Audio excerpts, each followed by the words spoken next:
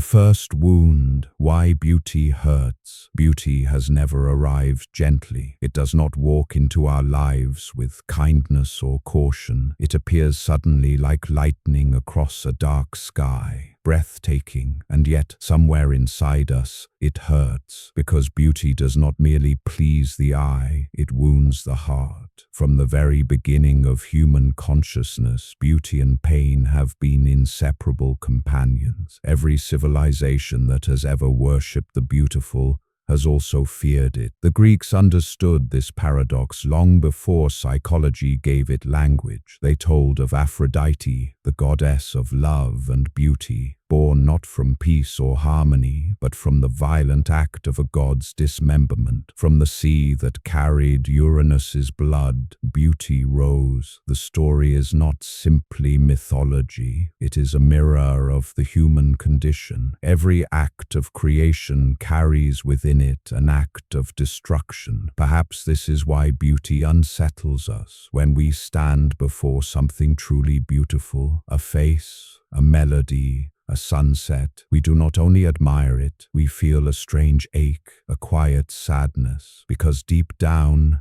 we know it will not last. The flower will wither, the moment will fade, the lover will age. What is beautiful reminds us of time's cruelty, the fact that everything perfect is already dying. This is the first wound of beauty, that it cannot exist without reminding us of loss. We are drawn to what hurts us, and the more it hurts, the more sacred it becomes. This is why humans immortalize suffering in art, why we write poems about heartbreak and build monuments for the dead. We try to hold on to what beauty always threatens to take away. Psychologically, beauty exposes the fragility of our existence. It pulls us out of the noise of survival and forces us to confront impermanence. That confrontation, though painful, is also what makes us feel alive. We sense something vast, something beyond ourselves,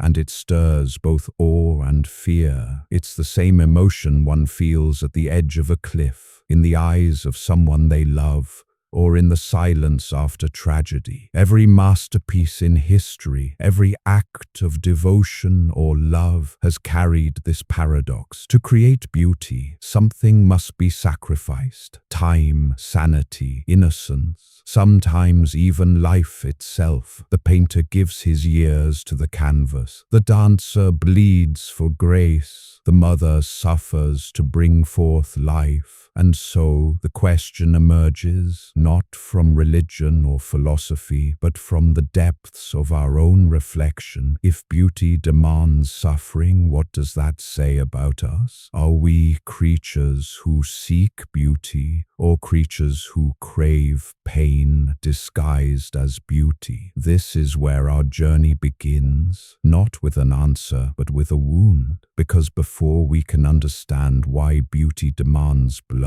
we must first understand why it hurts to behold it. The ancient bargain, beauty as sacrifice. Before beauty was decoration, it was devotion. Before it was a product, it was a prayer. In the earliest chapters of human history, beauty and blood were not separate things. They were bound together by ritual, by fear, by reverence. To make something beautiful was to make something sacred, and to make something sacred was to offer something up. The earliest temples, the oldest myths, and the most ancient songs all whisper the same truth. Beauty has always been purchased with a price. The Aztecs raised temples so high that their gods could see the blood of their devotion flow down the steps. To them, the sunrise itself was a transaction. The sun would only rise if men and women were willing to die for its light. In Greece, before the first actor stepped onto the stage, an animal was slaughtered as an offering to Dionysus, the god of theater and ecstasy. The audience gathered not just for entertainment, but for ritual purification. Even in the quiet sanctuaries of medieval Europe, where stained glass filtered heaven's colors onto cathedral floors, Beauty was born from agony. Stonecutters died carving perfection for a god they would never see. It is easy to dismiss these practices as primitive superstition, but perhaps they reveal something deeper about the human psyche. We have always known somewhere in our bones that value cannot exist without cost. What is free rarely feels sacred. What is earned through pain becomes holy. The act of sacrifice, then, is not simply a transaction. It is an acknowledgement of the universe's harsh balance. Psychologically, sacrifice transforms suffering into meaning. The farmer who toils under the sun for a harvest feels pride, not despite the hardship, but because of it. The soldier who bleeds for his homeland finds purpose in the wound. The artist who destroys their peace to give the world beauty becomes immortal in exchange for their torment. Pain becomes proof of authenticity. This ancient logic still lives within us. We may no longer slaughter animals for the gods, but we sacrifice our time, our bodies, and our sanity at the altars of success, beauty, and love. We destroy ourselves to build something worth admiring. We endure sleepless nights and heartbreaks and hunger, convincing ourselves that suffering purifies desire, that only those who bleed for something truly deserve it. Religion merely gave form to what instinct already knew, that beauty to exist must consume something. Every masterpiece has its corpse, every triumph has its trail of ruin. The Sistine Chapel demanded Michelangelo's exhaustion. Beethoven's symphonies were written in deafness, and entire empires rose on the backs of nameless laborers whose pain paved the path to elegance. To create, to love, to believe, each of these acts carries a hidden offering. Something must be given up. Comfort, control, safety, ignorance. That is the ancient bargain. And though the rituals have changed, the psychology remains the same. We cannot help but worship what costs us. We cannot help but seek beauty in the places where blood has been spilled. And so, as history unfolds, humanity refines the ritual. The sacrifices become subtler, the altars more elegant, but the logic remains unchanged. Beauty still demands its price. Only now the victims are harder to see. This understanding leads us to the next revelation. Perhaps the reason beauty hurts is not just because it fades,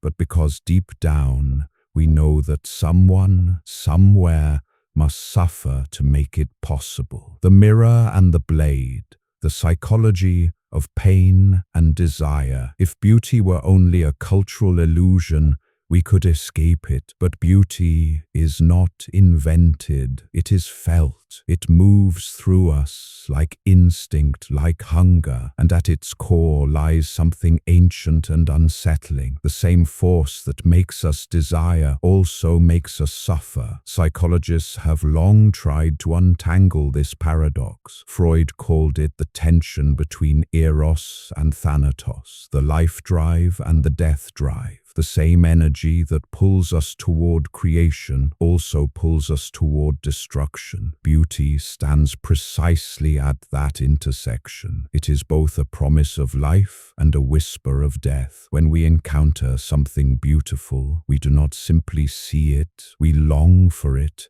we ache for it, and in that ache, we are reminded of everything we cannot keep. Why does a sunset make us sad? Why does a song move us to tears when we cannot even explain why? Because beauty does not only mirror perfection, it mirrors impermanence. It reminds us of the parts of life that cannot be possessed. The moment you try to hold it, it slips away, leaving behind the quiet agony of desire unfulfilled. This is the psychological wound beauty opens. It awakens longing without providing satisfaction. It is the flame that warms us and burns us at the same time. That is why, throughout history, Humans have oscillated between worshipping beauty and destroying it. We crown it, then we crucify it. We build monuments to it, then reduce it to ashes. It's as if we are trying to punish beauty for the suffering it makes us feel. Yet that suffering is what gives life its sharpness. Without it, everything would blur into numbness. To feel beauty deeply is to accept the vulnerability of being alive, to stand defenseless before something greater than reason. This is why we often fall in love with what we know will hurt us, because pain paradoxically brings clarity. It cuts through the static of daily existence and reminds us that we are still capable of feeling. In Jungian psychology, beauty is the face of the anima, the inner image of the ideal, the soul's reflection. When we fall in love, when we create art, when we chase perfection, we are not seeking another person or object. We are seeking the lost part of ourselves reflected through them. That reflection is intoxicating, but also cruel, because what we fall in love with is not the thing itself.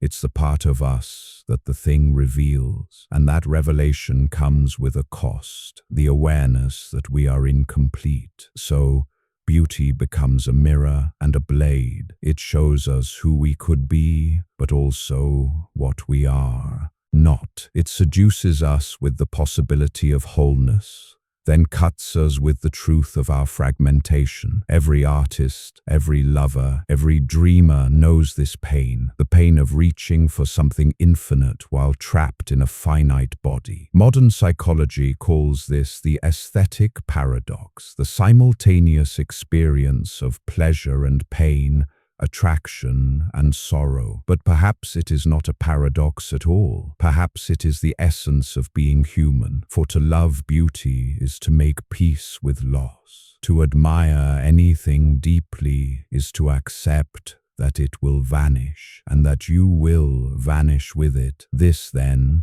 is the real heart of beauty's cruelty. It doesn't just remind us of death. It makes us love it, because somewhere within that longing, within that quiet ache, lies the proof that we are still alive enough to feel it. And so the question deepens. If our desire for beauty is bound to our desire for pain, what happens when a civilization begins to mass-produce both? The machinery of aesthetic violence. Once upon a time, beauty demanded sacrifice from individuals, from artists, lovers, and saints. But now, in the modern age, it demands it from everyone. The ritual has not vanished. It has been industrialized. What was once sacred has become systemic. The machinery of beauty no longer needs temples or altars. It operates through screens, algorithms, and markets. It sells us desire in pixelated form, wrapping suffering in the language of aspiration.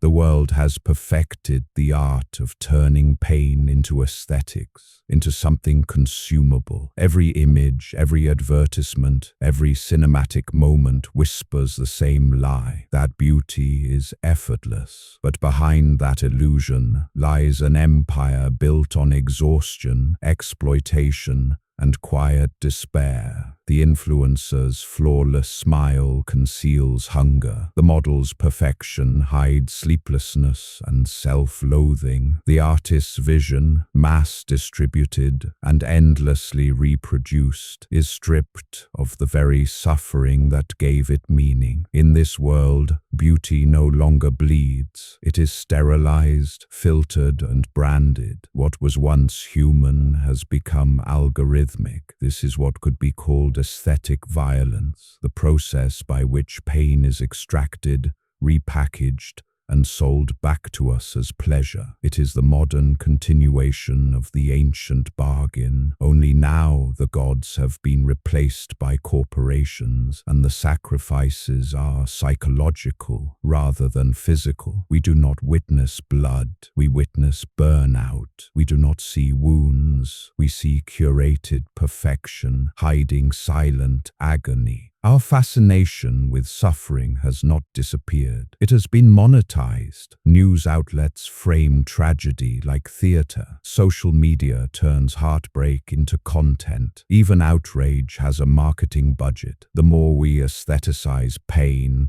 the more detached we become from it. Death becomes viral. Destruction becomes beautiful. The machine feeds on empathy until empathy becomes spectacle. But this transformation is not accidental. It's engineered because pain, when wrapped in beauty, sells better. The architecture of modern consumerism depends on a simple psychological mechanism. We desire what makes us feel incomplete. Beauty, in this sense, is the most efficient form of control ever invented. It keeps us yearning, never satisfied, always returning to the machine that promises to fix what it first broke. In earlier times, the artist suffered privately to create something meaningful. Today, that suffering is harvested collectively. Millions wake up every morning to compete for the illusion of being beautiful, relevant, or admired. We sacrifice authenticity for attention, rest for productivity,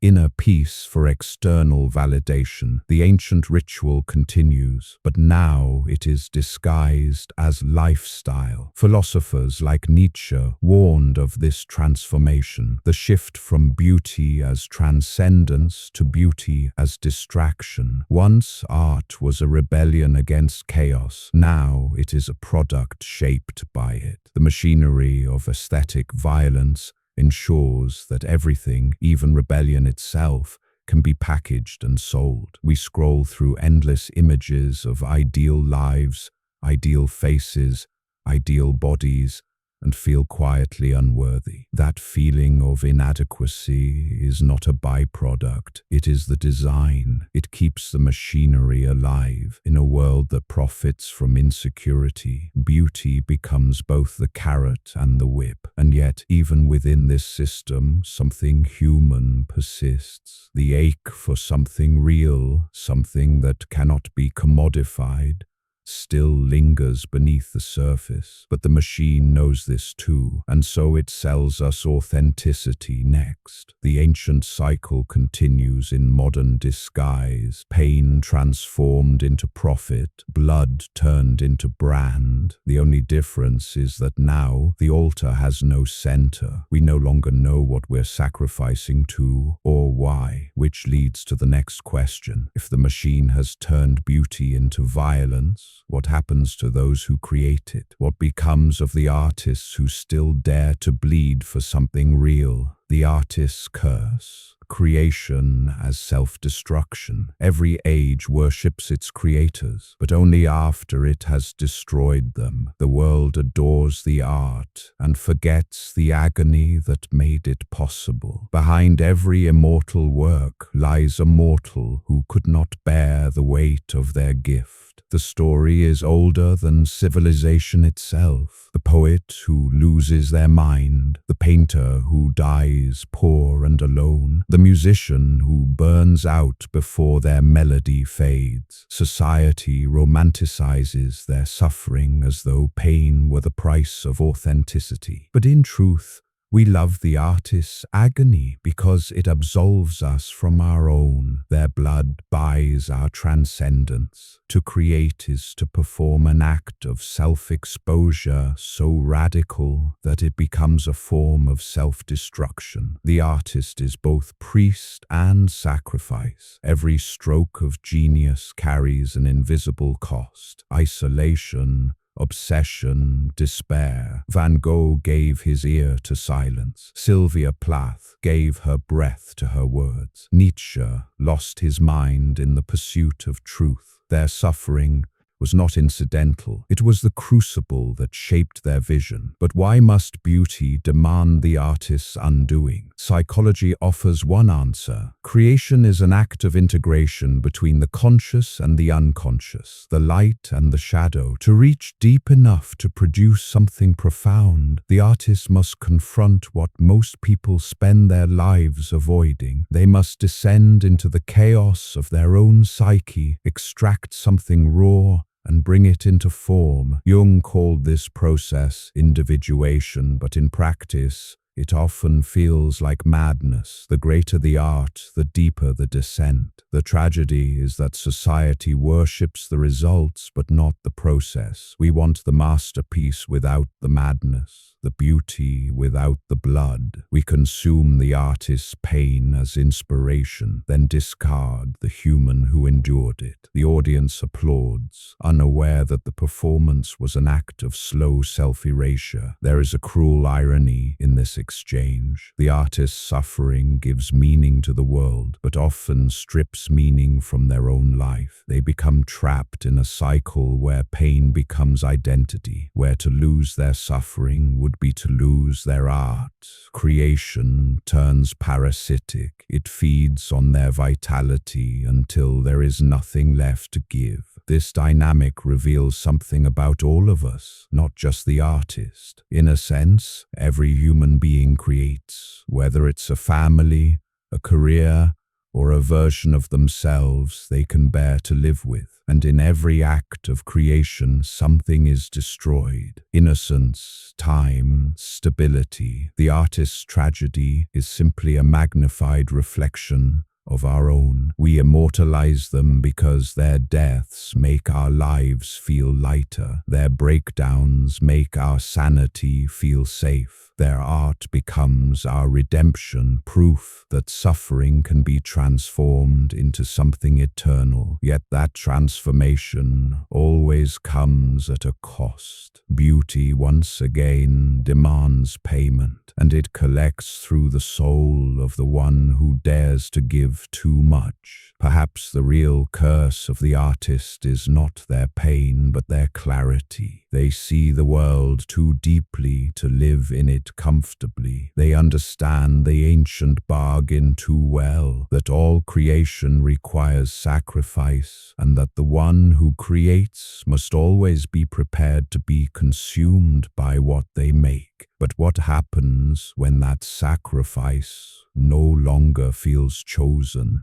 When creation itself becomes corrupted, when beauty turns from expression to performance, and pain becomes a brand. That is the world we live in now, the age of imitation, where the altar of art has been replaced by the mirror of self-image. And in that mirror, the ancient curse takes on a new form. The modern temple, worshipping the beautiful lie. We live in a world that worships beauty more devoutly than any civilization before us, yet understands it less than ever.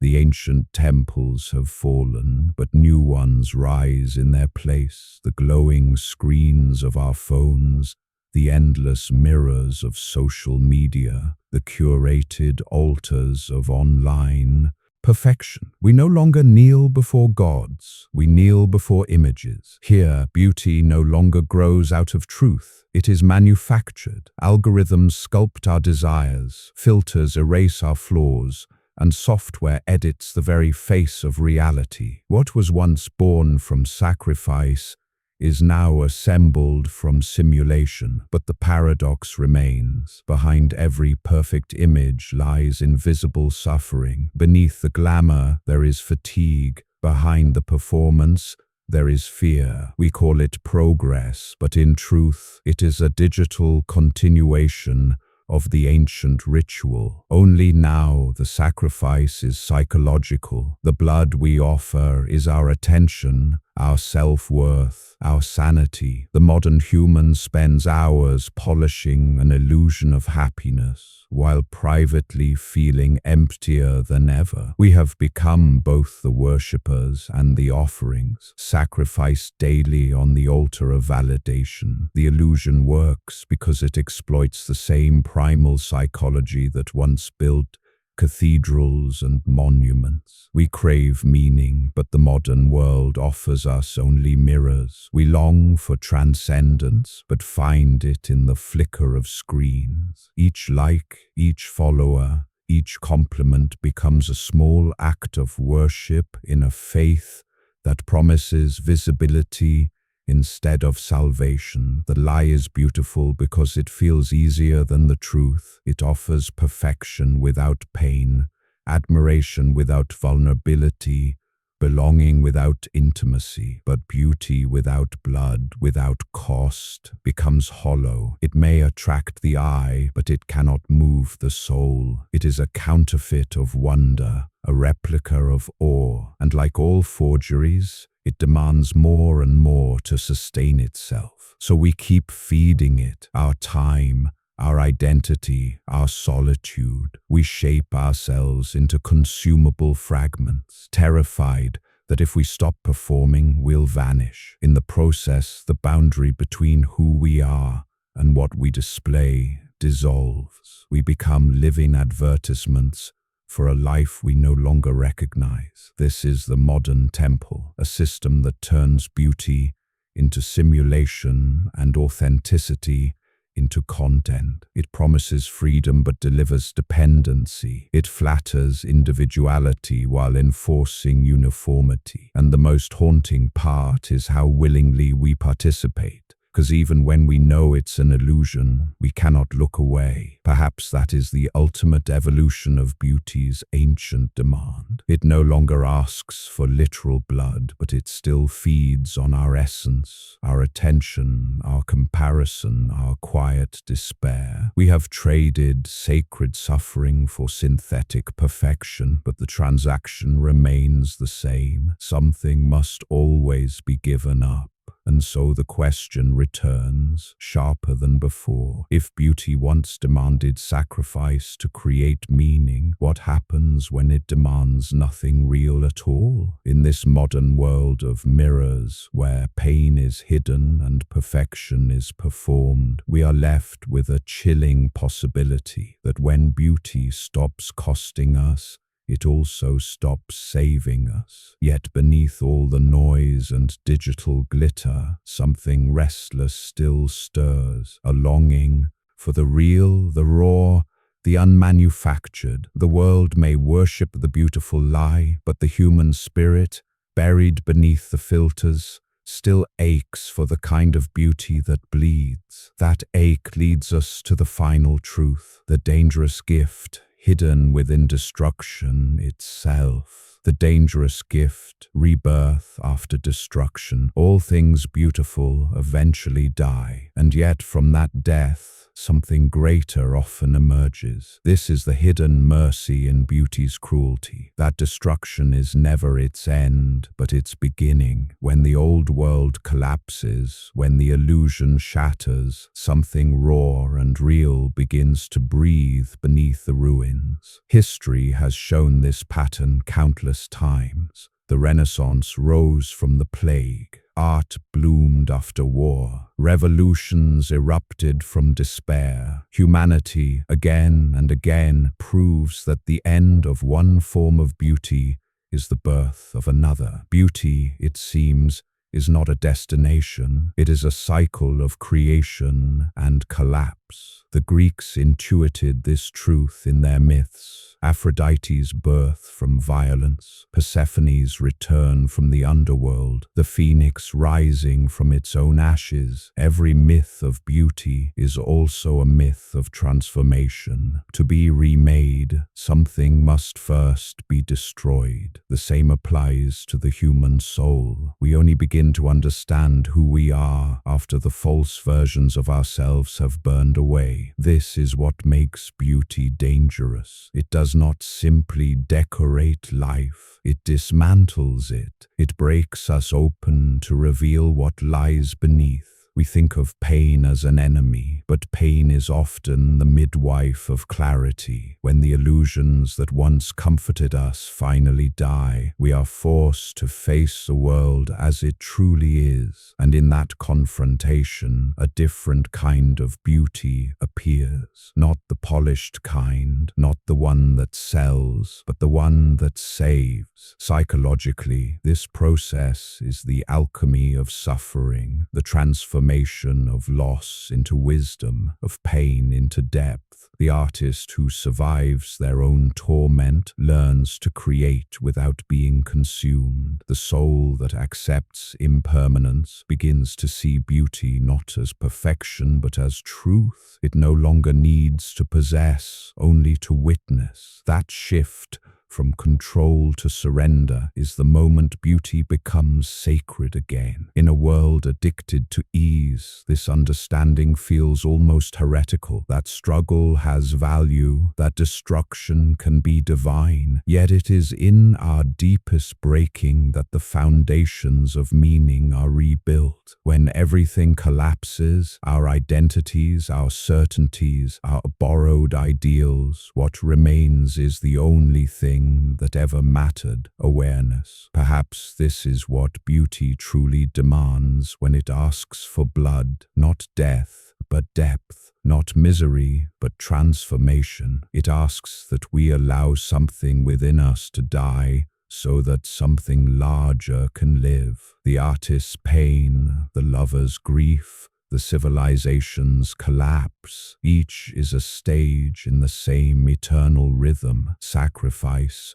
awakening, renewal. The irony is that the very pain we flee from is the same force that restores our humanity. Without it, we become shallow consumers of imitation beauty. With it, we remember what it means to feel, to create, to change. Beauty's cruelty, then, is also its compassion. It does not let us remain numb. It insists that we live deeply enough to break. So perhaps the title was never a condemnation, but a revelation. Beauty demands blood because life demands participation. To witness the world's wonder without offering something of ourselves is to remain untouched by it. But when we give, when we let the experience cut, change, and humble us, we become part of the eternal exchange that sustains everything worth loving. In the end, the wound is the proof, the scar is the signature, and through that blood, beauty keeps the world alive.